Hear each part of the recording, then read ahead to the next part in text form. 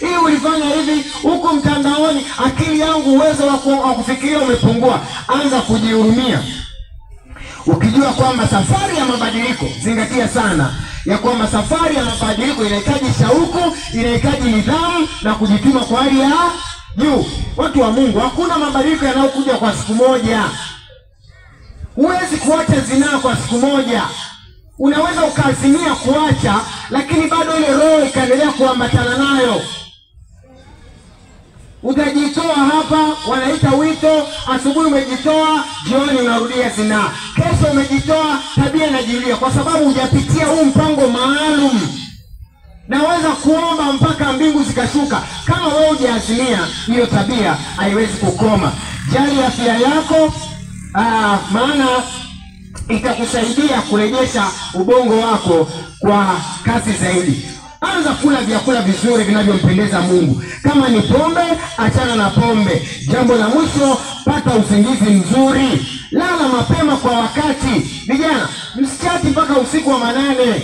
Unaharibu afya yako. Pata muda wa kulala vizuri na Mungu atakutumia vizuri na utapokea mabadiliko. Kupitia njia hizo zaweza kutusaidia. Kwa sababu ya muda, ikiwa kuna mahali hujaelewa, njoo tutakutana na tutazungumza.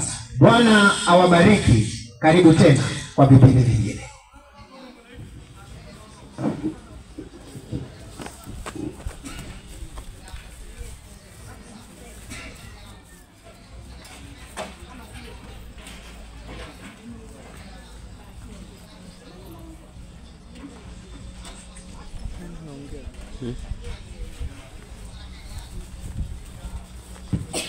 Kiomboi 2025.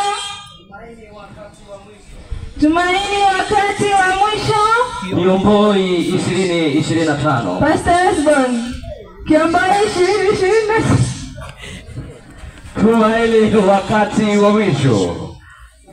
Naam, na kwa namna hiyo tunazidi kubarikiwa sana na vipindi vinavyoendeshwa mahali hapa. Bila shaka unaendelea kubarikiwa, lakini kuna watu wanahitaji kuuliza maswali, wanahitaji ushauri. Unaweza kuwasiliana nasi kwa vipindi vinavyoendeshwa mahali hapa kwa kupiga namba za simu 0617 65 13 85, 0617 65 13 85 au 0655 17 7292. Naam, kipindi kilitoko mbele yetu si kingine, ni kipindi cha Kaya na Familia, na kinaletwa kwetu na mchungaji David Mjalifu, naye anakuja na somo linalosema tumaini kwa baba na mama. Nikualike kwa namna pekee sana tuendelee kubarikiwa na vipindi vilivyoko mbele yetu. Langu jina ni Madata Daniel, niko naye Elizabeth Daniel. Tuendelee kubarikiwa.